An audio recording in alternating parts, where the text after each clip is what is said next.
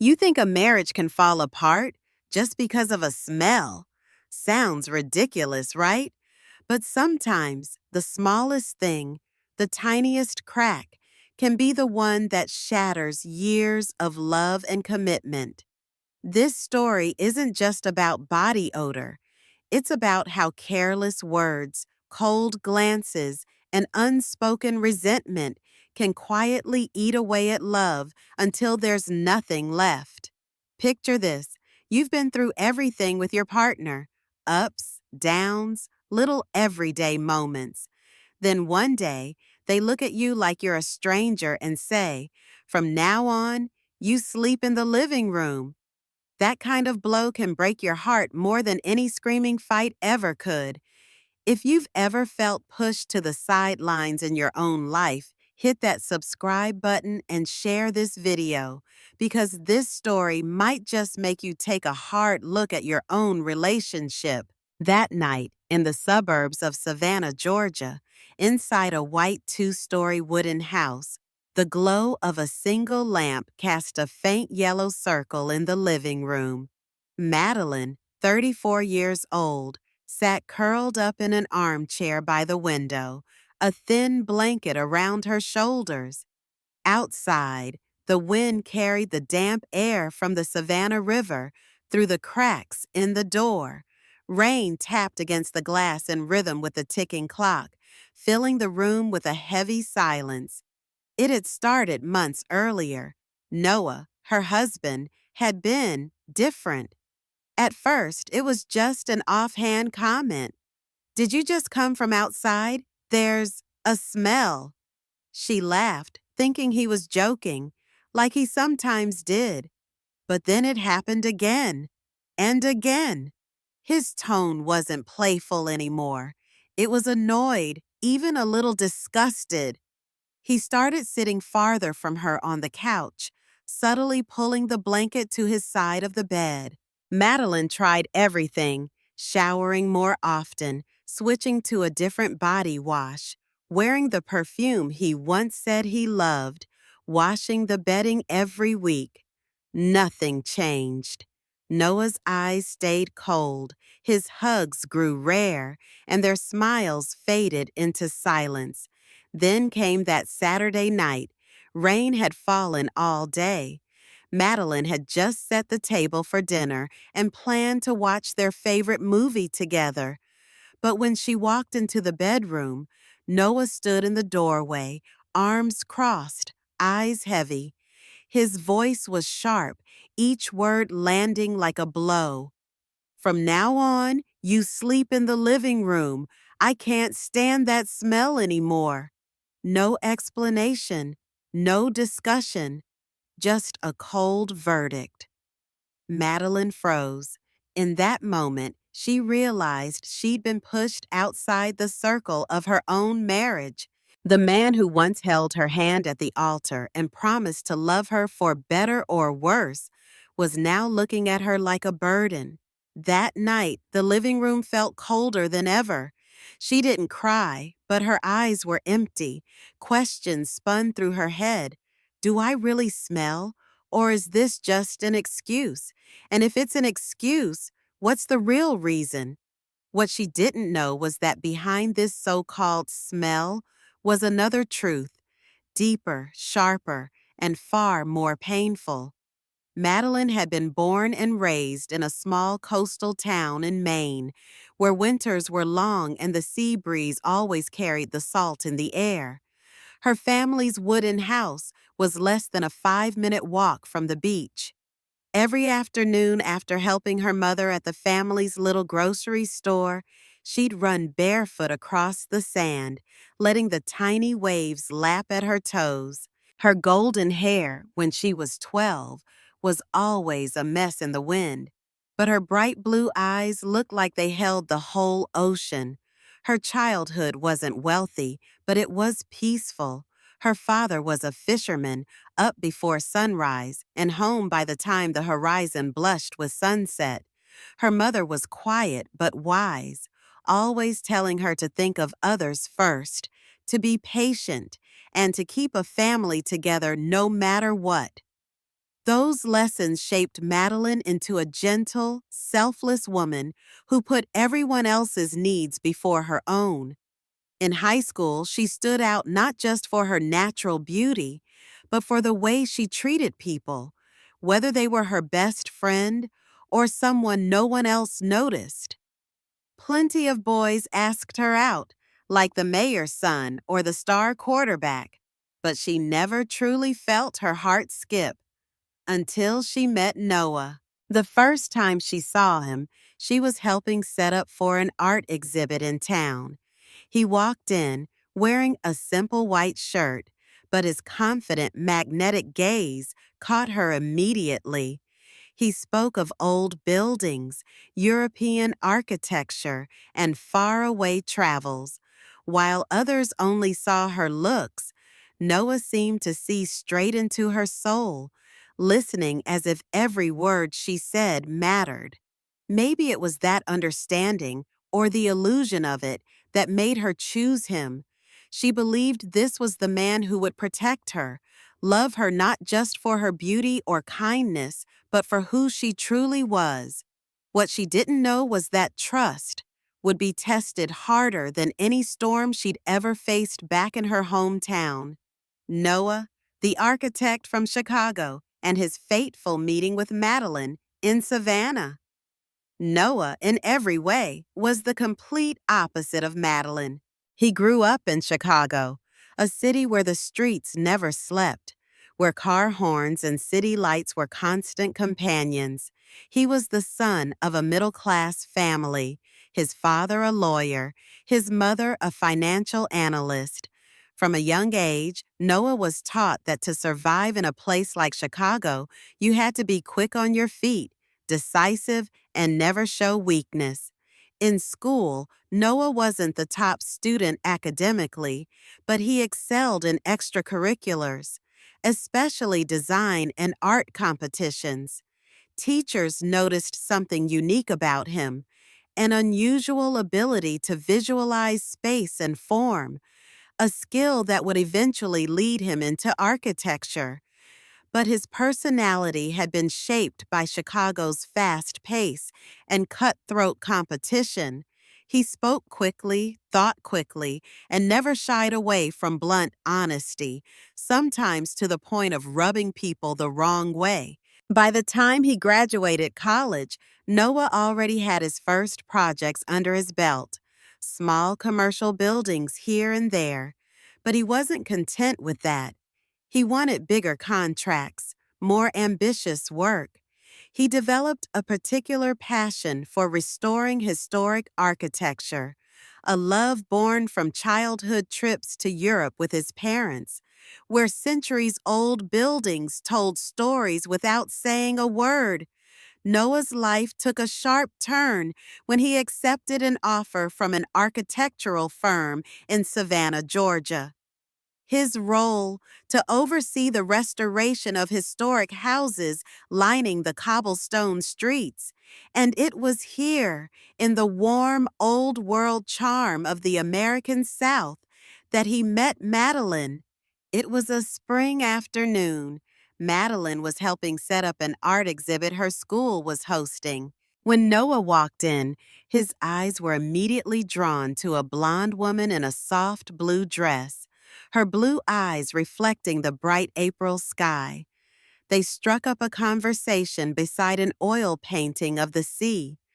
What began as a few casual remarks turned into an exchange that lasted until the gallery lights dimmed and the exhibit closed. Noah was drawn to the calm, gentle presence of Madeline, something he had never found in the hustle of Chicago. Madeline, in turn, saw in Noah a confidence, decisiveness, and ambition far removed from the laid-back men of her coastal hometown. No one could have guessed that from that single meeting, these two people, born into such different worlds, would step into a shared journey, a journey that would be as sweet as it was filled with trials, from riverside vows to the first cracks. 3 years after their fateful meeting, Madeline and Noah held a small wedding by the Savannah River. Beneath the sprawling live oaks, draped in soft green Spanish moss, swaying in the breeze, Madeline wore a simple white dress, her eyes shimmering as Noah took her hands and recited his vows. For better or worse, in sickness and in health, I will always stand by you. Madeline smiled, her voice trembling as she replied, "And I promise to be your safe harbor, no matter how rough the seas may get." Applause rippled through the guests, and the gentle lap of the river against the shore seemed to echo the rhythm of their joined hearts.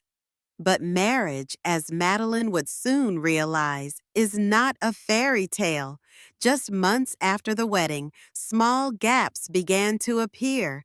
Noah was a perfectionist. He wanted everything just right, from the details in his project blueprints to how the living room was arranged, down to the way Madeline dressed to run errands. One morning, as Madeline prepared breakfast, Noah walked into the kitchen and frowned. "Did you switch the coffee? This tastes different." She smiled lightly. "I thought we could try something new. It's from a local roaster." Noah shook his head, setting the cup down. "Let's stick to the old kind. I like consistency." It wasn't just the coffee. Noah began making comments about Madeline's appearance. He often reminded her to dress a little sharper when going out, even if it was just to the grocery store. One evening, when she wore an oversized sweater and worn jeans, he gave her a once-over. "You know, it wouldn't hurt to put in a little more effort." She looked at him, puzzled. "It's just the grocery store, Noah." "People still notice. I want us to look put together." Madeline, used to the slower, more laid-back pace of her coastal hometown, had never placed much importance on appearances. She wanted a peaceful, simple life. Noah wanted perfection, not just in his work, but in the image of his wife. What started as harmless suggestions slowly became hairline cracks in their relationship. Madeline began to wonder if those riverside vows still meant the same thing to Noah. She couldn't pinpoint the exact moment he first mentioned the smell. Maybe it was an autumn evening after they'd come back from the grocery store. Light rain had dampened the streets, the wet pavement reflecting the golden glow of street lamps. She'd set the bags on the kitchen counter, chatting about the butternut squash soup she planned to make. Noah stepped closer, took a small breath, and smirked. "You smell like rain." Madeline laughed, thinking it was a playful remark. "Must be the ocean air from back home that still follows me." But that comment started coming up more often. At first, the tone was light. Then it shifted, his voice losing its warmth, gaining a sharper edge. "Don't you notice it? There's always this odd smell. I've told you before." Family tensions only added fuel to the fire. Noah was the only son, the golden boy his parents bragged about. They had never liked Madeline, dismissing her as too simple and not a match for their successful son. Whenever his parents visited Savannah, she could feel his mother's critical eyes scanning her, from her hair to her clothes to the way she arranged the table. At dinner, the passive-aggressive comments would surface. "A woman should always take care of herself, especially with a successful husband. A clean house is good, but presence matters more." Noah stayed silent through it all, never defending her, never challenging his mother. To Madeline, that silence cut deeper than the criticism. It felt like she was fighting an entire world alone. Madeline had always been sensitive to scents. Her home was spotless. She used lavender oils and candles to make it warm and inviting. So when Noah implied she had a smell, it was a shock. She felt confused, embarrassed, and unsure of herself. At first, she thought it might be nothing, but as Noah repeated it, with growing irritation in his eyes, she began to worry. She changed body wash, shampoo, washed her clothes daily, even showered multiple times in a single day. She cut back on painting, her work and passion, just to spend hours researching possible causes online. Diet changes, medical conditions, specialty deodorants. Nothing worked. Noah pulled further away. No more morning kisses. No more holding her at night. Conversations became short and cold. An invisible distance was growing, and Madeline feared it might one day turn into an unbridgeable chasm. The cruelest part was this: the smell may not have existed at all. Or if it did, it wasn't significant enough to warrant this wedge between them. For Noah, it wasn't about scent.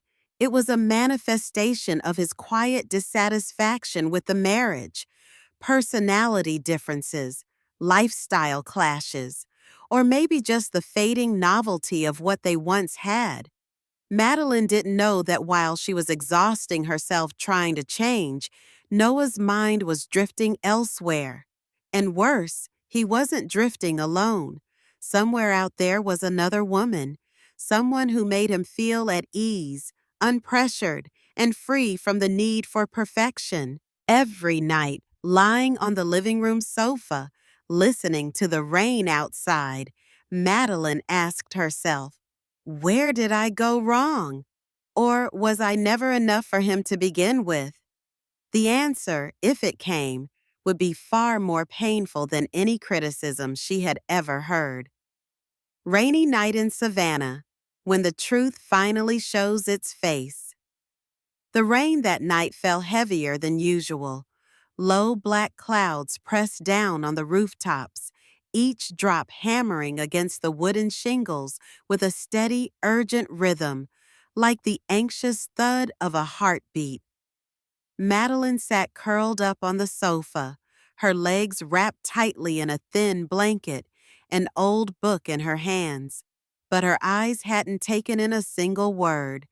The warm amber light from the table lamp washed over her face, revealing the faint shadows under her eyes, the kind that come only from too many sleepless nights. The wall clock had just struck 11 p.m.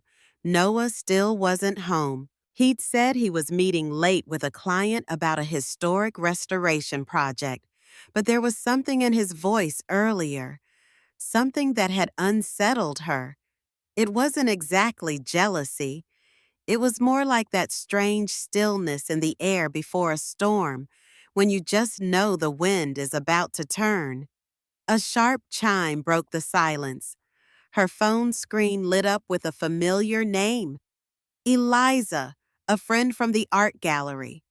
Eliza, Maddie, I'm not sure if I should say this, but I just saw Noah at the Magnolia. He's not alone. Madeline's heart pounded hard. Her fingers trembled as she typed back, Madeline, are you sure? Maybe it's a client or a colleague. A moment later, another message. Eliza, no, Maddie, she's sitting right next to him. And they're holding hands. A cold shiver shot down her spine. She set the phone on the coffee table, palms slick with sweat. Standing, she grabbed her raincoat, pulled on a pair of leather boots, still damp from yesterday's storm. Outside, the wind slapped her face with icy precision, rain pounding against her hood. She walked quickly to the car, every step tightening the invisible grip around her chest. The Magnolia was only a 10-minute drive. It was a small coffee and wine bar tucked on a street corner, famous for its dim golden lighting. The scent of oak mingled with red wine and the soft hum of jazz from an old speaker. It was the kind of place couples chose for their first dates, a romantic nook of Savannah she and Noah had visited, back when they were still in love. She parked in a shadowed spot, switched off the engine, letting the silence seep in. Her pulse pounded so loudly she could hear it in her ears. Through the rain-streaked windshield, the warm interior light spilled outward, blending with a faint haze of wine-scented air and laughter woven into the slow, wistful notes of autumn leaves.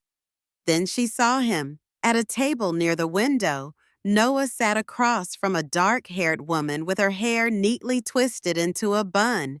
She wore a form-fitting black dress, a silver bracelet at her wrist, and lips as red as freshly poured wine. They leaned toward each other, exchanging a look Madeline hadn't seen in his eyes for a long time. Then, the woman's hand slid gently across the table, resting on his. That wasn't a polite touch. It was slow, like a quiet invitation, soft but intimate enough to make Madeline's chest tighten. Something inside her cracked. It didn't make a sound, but the pain stole her breath. She sat frozen, her hands gripping the steering wheel until her knuckles turned white. Her heart pulled her in two directions, one side desperate to storm inside, the other wanting to throw the car into gear and drive far, far away.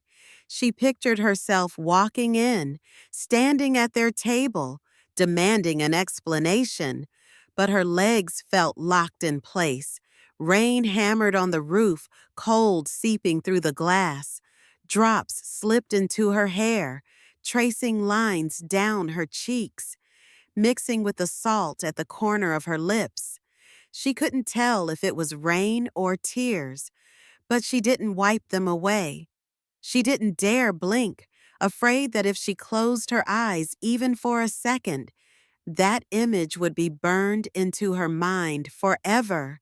In a rush, the memories came, all the times they'd sat at that very table, his fingers laced with hers, his warm eyes meeting hers over a glass of red wine. Now the scene replayed exactly, except the woman sitting across from him wasn't her anymore. And the worst part wasn't that he was here with someone else. It was the way he looked at her, that look Madeline once believed would always be hers.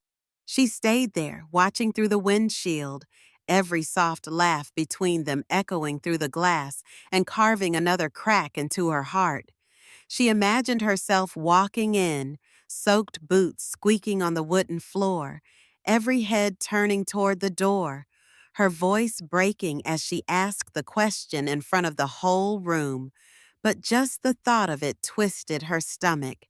She didn't want to turn her pain into a public spectacle.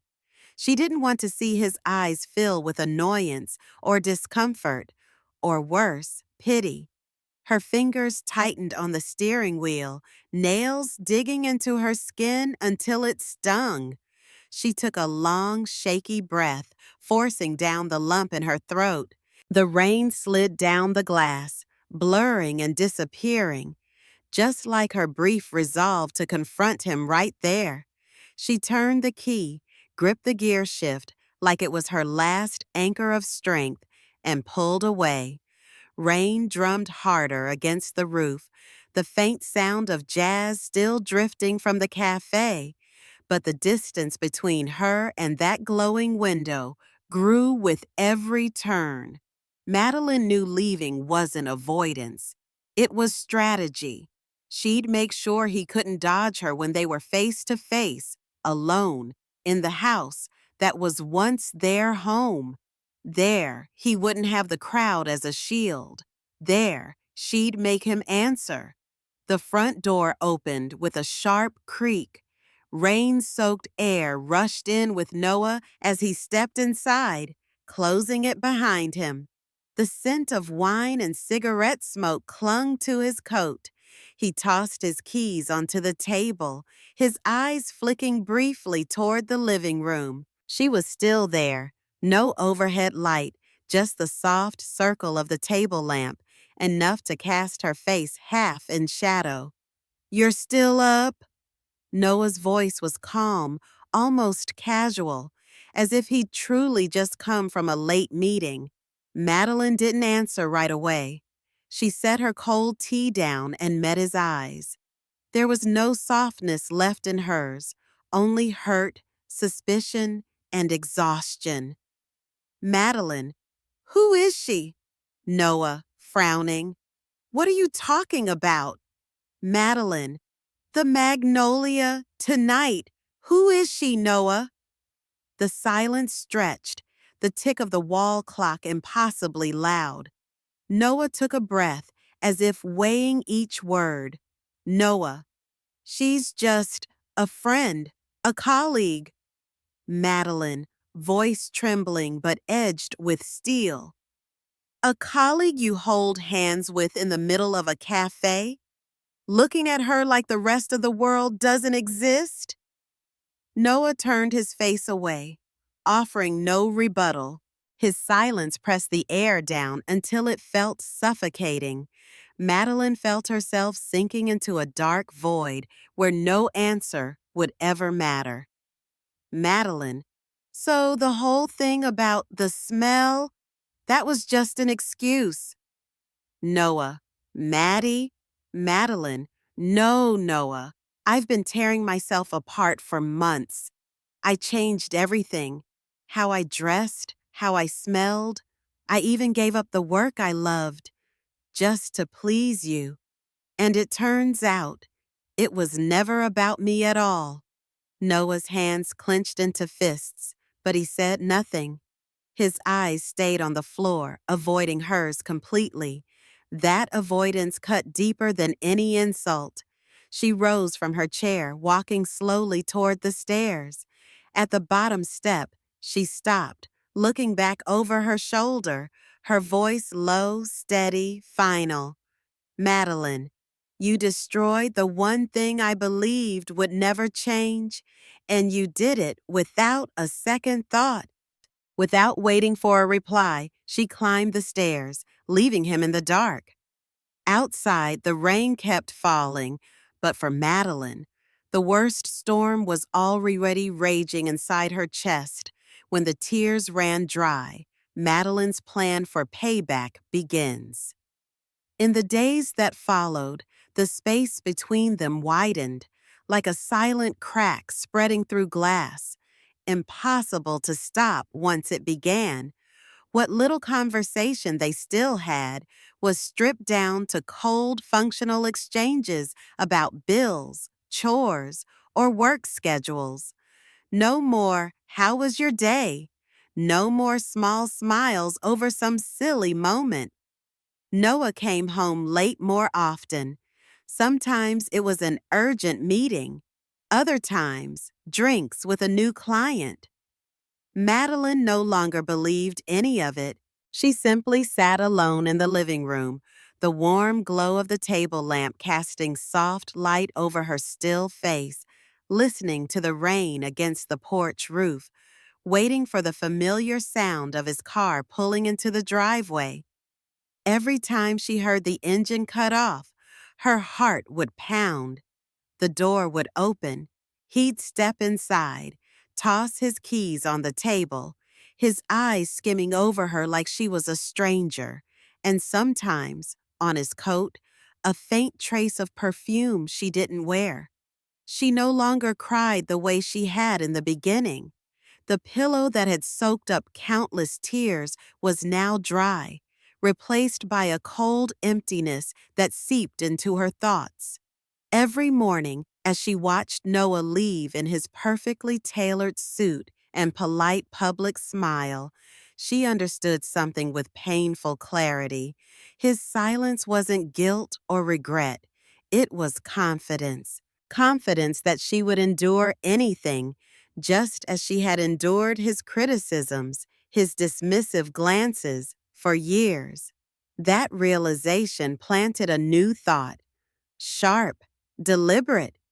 If you can betray me without a flicker of remorse, Why should I sit here and take it?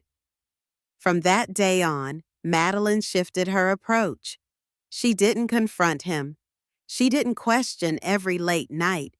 Instead, she began to watch closely. She logged every detail: when he went out without saying where, the late night messages on his phone, the way his screen went black the second she walked into a room, the sudden change of his email and laptop passwords. Each time, she would reach for the small notebook hidden in the back of her art supply cabinet, a place Noah had never looked, and write it all down: date, time, behavior, expression, even the faintest trace of unfamiliar perfume. Page after page filled with neat, deliberate handwriting, a silent case file building itself over time.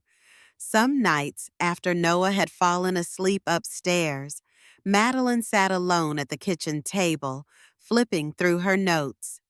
Every line was a puzzle piece, and when she laid them out in her mind, a darker truth began to take shape.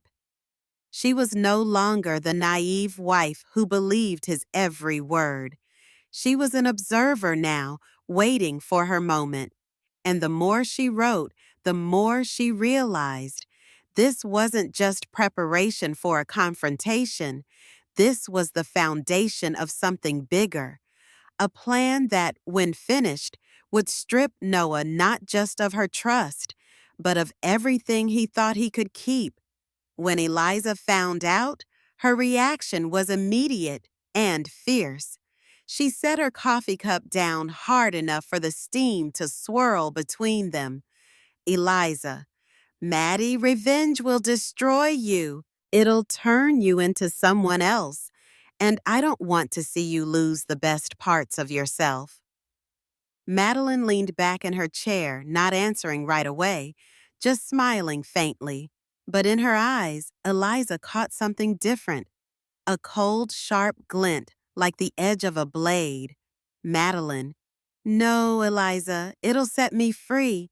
You have no idea. He didn't just take my love, he took my trust, my self-respect, and now I have nothing left to lose.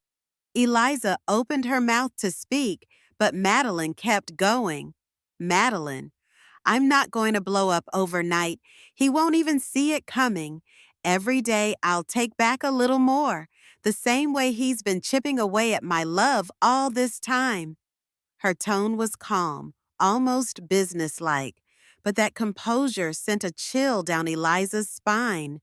Madeline wanted Noah to feel the loss, slowly. The loss of trust, the loss of his carefully curated image, the erosion of the relationships he thought were untouchable, and most of all, she wanted the truth about him and his colleague to surface somewhere he couldn't control, couldn't stop, so everyone would see who he really was. The fear was gone. Madeline knew that when a woman crosses her limit, she becomes unshakable. And the rainy night at the Magnolia had erased that limit forever. From that moment on, she wasn't a wife trying to stitch together a crumbling marriage.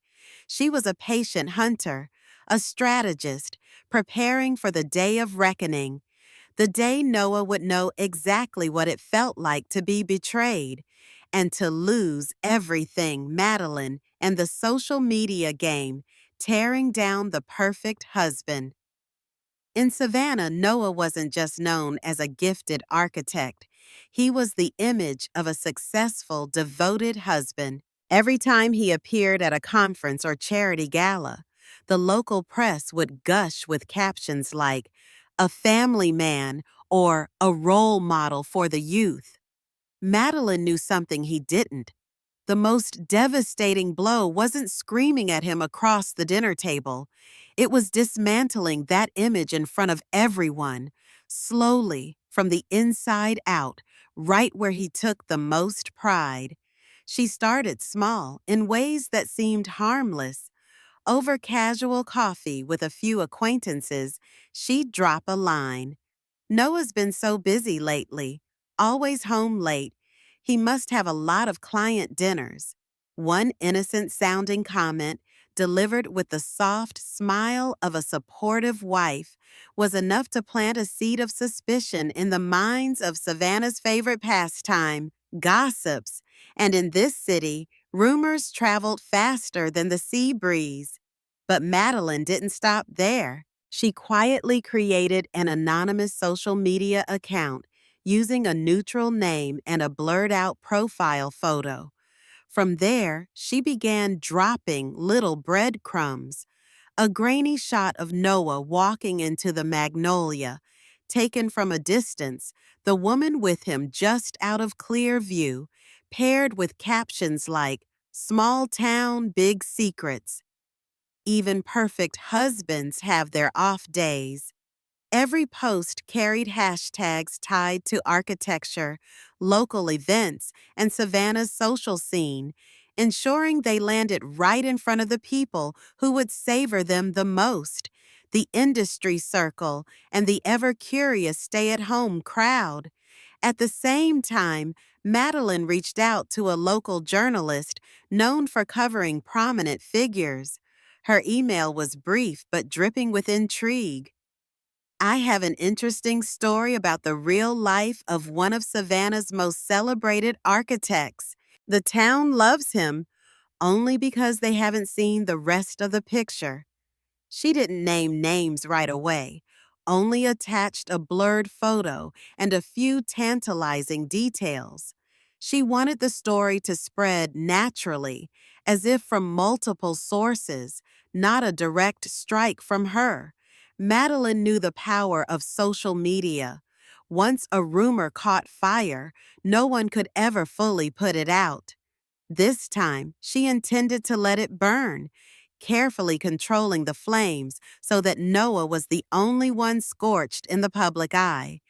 Within a week, she saw the sparks catching.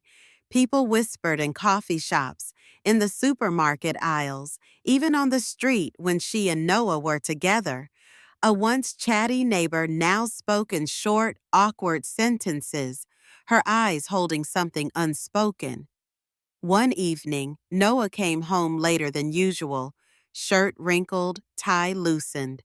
He stepped inside and immediately asked, "Noah, have you seen that garbage online? Someone's making stuff up about me." Madeline, feigning surprise, setting down her teacup. "What stuff? I haven't had time to read any of that." Noah frowned, searching her face for any clue. He didn't know she was the one planting the seeds, waiting for them to take root. Her anonymous account posted another photo, not grainy this time, but clearer. Noah with the brunette from the magnolia, the golden glow of the bar reflecting off the red wine between them. The caption was simple, "Dinner with Mr. Perfect. Anyone recognize her?" The post spread fast through Savannah's community groups. The comment section lit up, each person adding their own insider tidbit, each rumor fueling the fire. Madeline didn't push it to the breaking point right away. She knew real destruction wasn't a single explosion. It was a slow collapse, forcing Noah to live under constant scrutiny, never knowing who was behind it or what would be exposed next. And all the while, she wore the same calm expression whenever she looked at him, as if life was perfectly normal. Over the next few days, Noah grew visibly tense. His phone was always face down on the table, locked with a new passcode. He checked his inbox and socials constantly, like a man trying to put out a fire without knowing where it started. One morning, as Madeline brewed coffee, Noah came into the kitchen, voice tight but measured. "Noah, I think someone's trying to sabotage me. Maybe a competitor." Madeline, do you know who?" Noah, "Not yet, but I will." Madeline had to fight to keep from smiling. The more rattled he became, the more careless he'd get. That afternoon, while Noah was out meeting a client, She checked his coat pocket and found an unfamiliar envelope. Inside was a receipt from the Magnolia, clearly marked with a date, time, and a dinner for two, signed by Noah himself.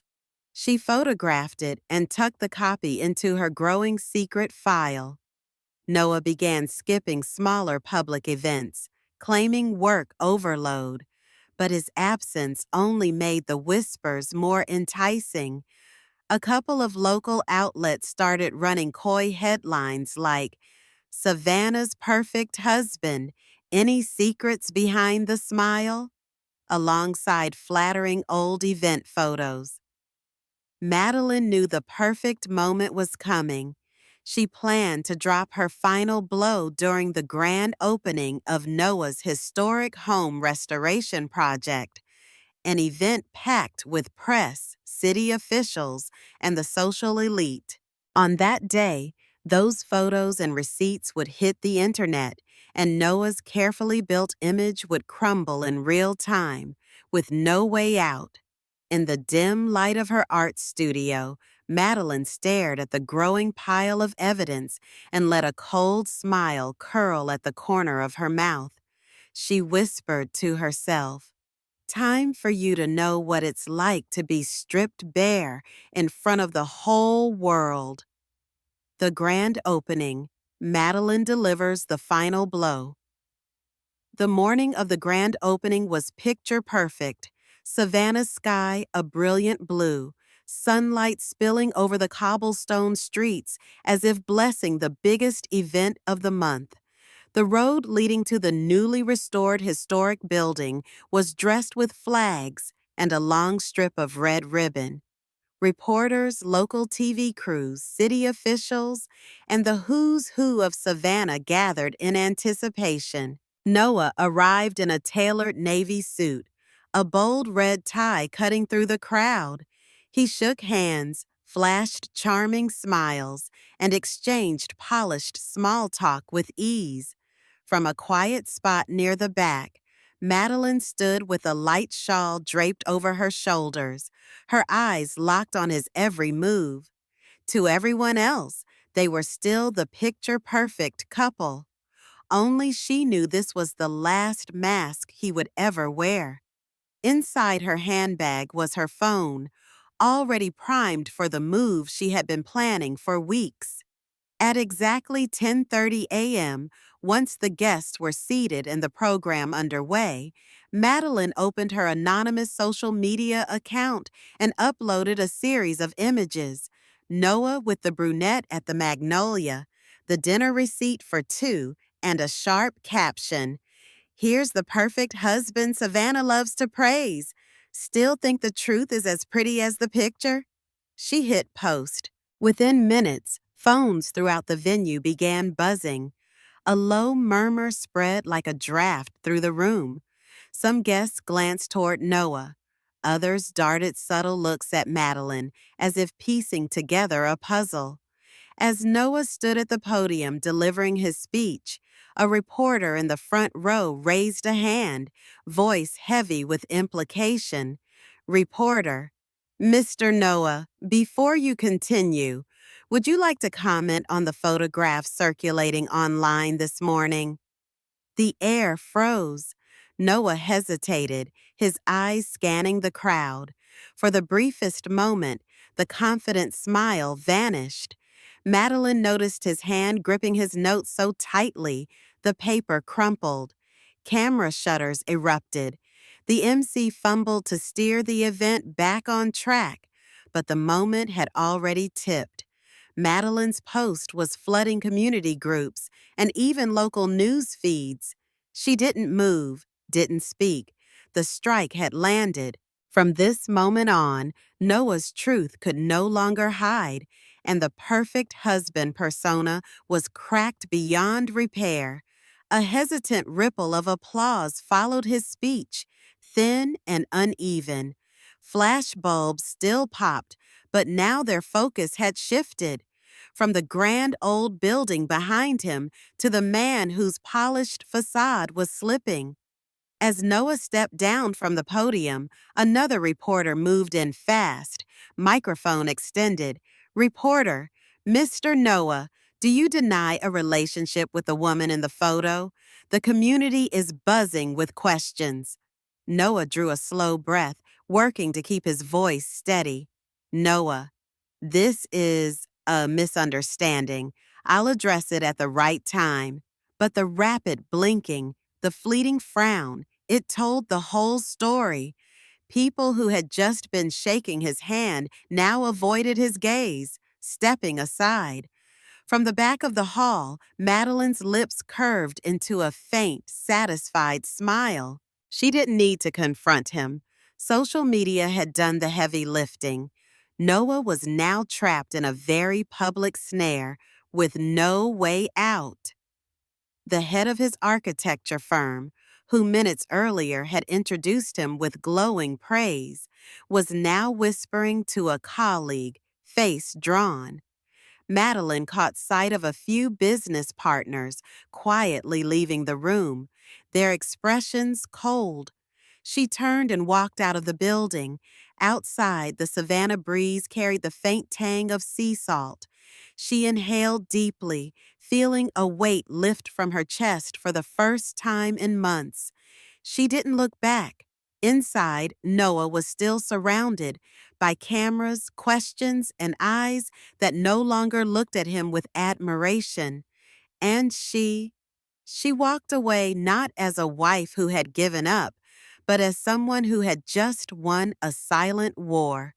Back home, Madeline unlocked the door and stepped into her art studio. She reached for her worn leather-bound planner, flipped to the final page, and in bold, deliberate strokes, wrote one word, complete.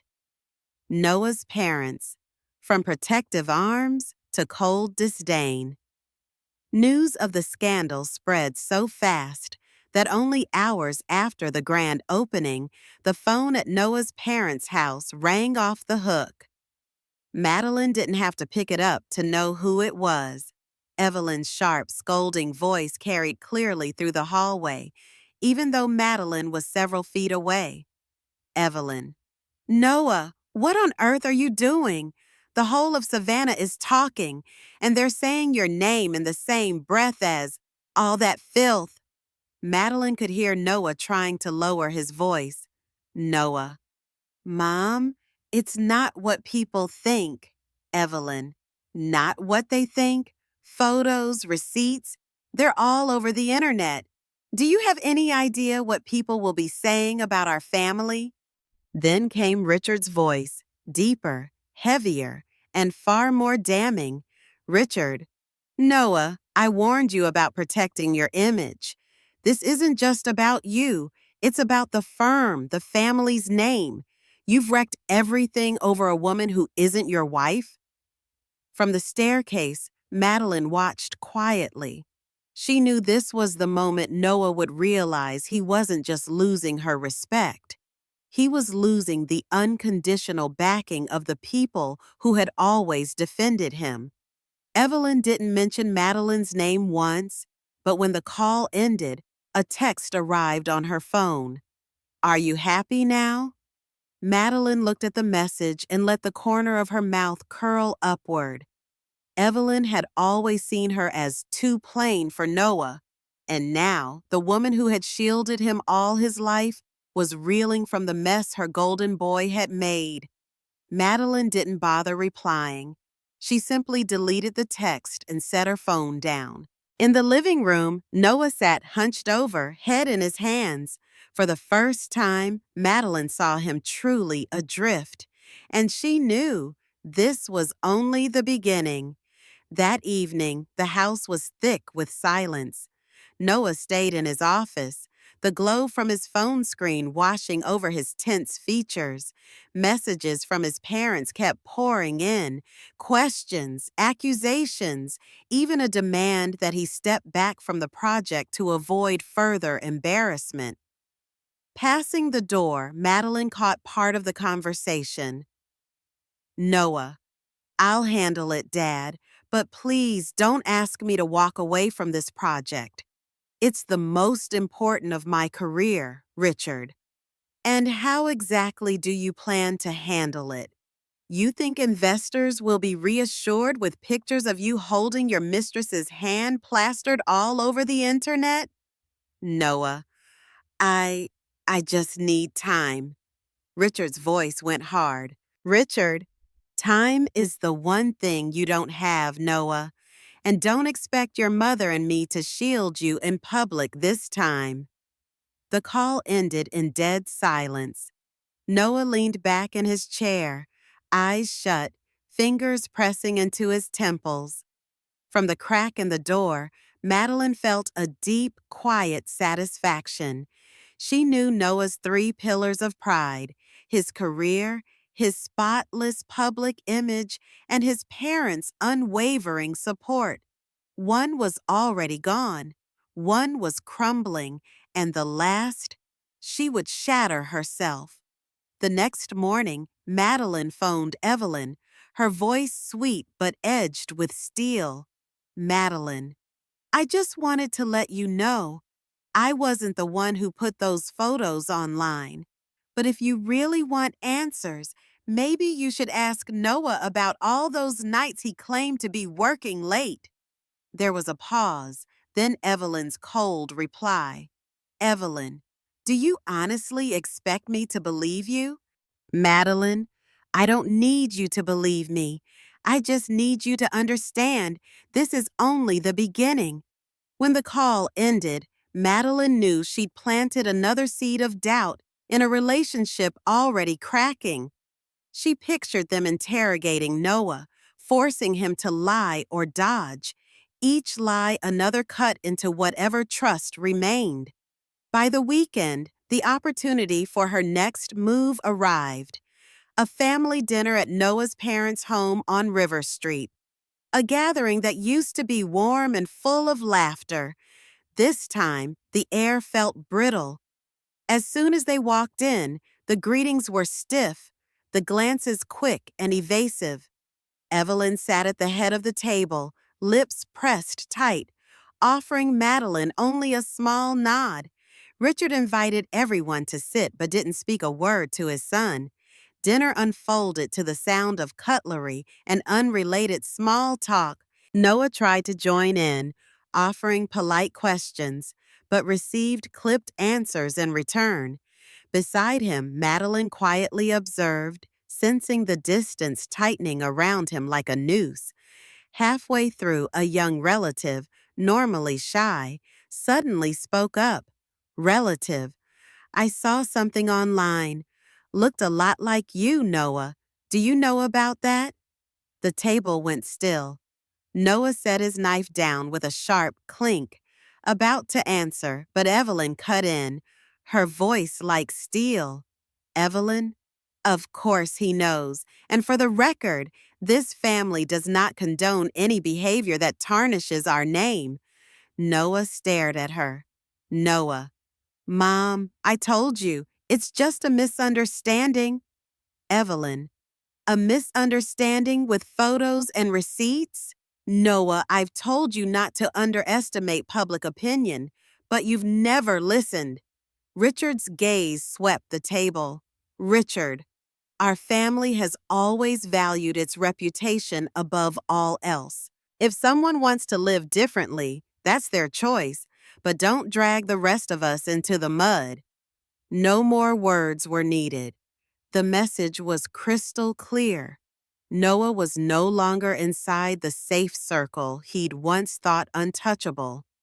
Madeline kept her expression neutral as she sliced her steak, savoring every second of the moment. For the first time since their wedding, Noah had no anchor, not in his career and not in his own bloodline. When dinner ended, Evelyn shook Madeline's hand, skipped over Noah entirely, and walked inside. The door closed, leaving him standing alone on the porch, bathed in the warm glow of the porch light. Madeline stepped close, leaned in, and whispered just for him, "You've lost everything, Noah." When the sea is calm, is there still a shore to return? To Savannah was colder than usual that late winter. The wind from the Hudson River swept through the cobblestone streets, carrying with it fallen leaves and the briny scent of the sea. In the house that had once been warm and full of life, there was now only the sound of the wind whistling through the cracks in the doors. Noah sat alone in the living room, idly turning a glass of wine he didn't bother to drink. After the scandal, the architecture firm had suspended him from the project. Several partners had pulled their contracts. His family, once his strongest support, kept their distance. His mother no longer called every evening. His father only sent brief messages about damage control for the family's reputation. And Madeline, it was as if she had disappeared, even while still living in the same house. She didn't scream, didn't cry. She simply moved in silence, packing her belongings piece by piece. The paintings that had once brought life to the walls vanished one by one, leaving behind cold, empty spaces. One afternoon, Noah came home earlier than usual to find Madeline dragging a suitcase down the stairs. Noah, you're going somewhere? Madeline, to find myself again. Noah, and what about us? Madeline, we lost each other a long time ago, Noah. You just didn't notice. She stopped and looked him in the eyes no longer filled with anger, but with a calm so cold it stung. Madeline, you always thought I'd stand here forever, enduring, forgiving, but I've learned something. Love is not abandoning yourself just to hold on to someone else. Noah had no words. He just stood there, watching the door close behind her. The sound of suitcase wheels rolling over the tiles echoed down the hallway, growing fainter, fainter. Madeline stepped out onto the street. The cold wind struck her face, but she didn't shiver. Far ahead, the river glimmered in the light of sunset. She knew the road ahead wouldn't be easy, but at least it was hers. As for Noah, when he turned back to the empty room, he realized that the silence left behind after someone walks away is heavier than any storm. And the question that would haunt him for the rest of his life was this: when the sea is calm again, will there still be a shore to return to, or only an endless ocean? Epilogue: When Madeline learned to breathe freely. A year later, Madeline stood on the balcony of her small apartment in Portland, Maine, where she had started over. Below her, cobblestone streets wound between tiny cafes. Farther out, the endless blue of the sea stretched toward the horizon. The waves came in steady, carrying the briny scent she had loved since childhood. Her new life wasn't lavish, but it was healthy and free. She ran a small art studio near the harbor, teaching weekend painting classes for children and taking commissioned work. Her seascapes, in particular, began appearing in local galleries. Eliza, her old friend from Savannah, sometimes visited. One day, over coffee by the window, Eliza said, "Eliza, Maddie, I've never seen you look this alive." Madeline, that's because I'm living for myself now, not for anyone else. She didn't mention Noah, but sometimes, on rainy afternoons, memories of Savannah would drift back. Not with pain, but like an old book, once important, now closed and placed on a shelf. News of Noah still surfaced here and there. She'd heard it took him years to rebuild his career, and that his relationship with his family had never fully healed. Madeline didn't pay much attention. The past was simply part of the path that had led her to this day. One early spring morning, She hung her latest finished painting on the studio wall, a vast open sea, sunlight breaking through clouds, and a small boat sailing toward the horizon. In the corner, she signed her name and added a small inscription: Freedom for all who have learned how to walk away. Madeline smiled. She knew she had found her way back to breathing freely. And this time, no one could take it from her.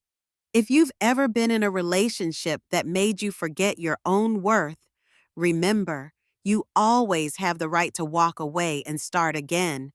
Madeline's story isn't just about betrayal, it's about reclaiming her voice. And perhaps it will serve as a reminder to someone out there who is suffering in silence that silence isn't always love. Sometimes it's the way you lose yourself. If you want to hear the full story from the very beginning to the moment Madeline reclaimed her freedom, leave a comment, "I want to," or share this so more people can awaken. Subscribe today to never miss real-life stories, hard-earned lessons from hearts that have been broken and healed.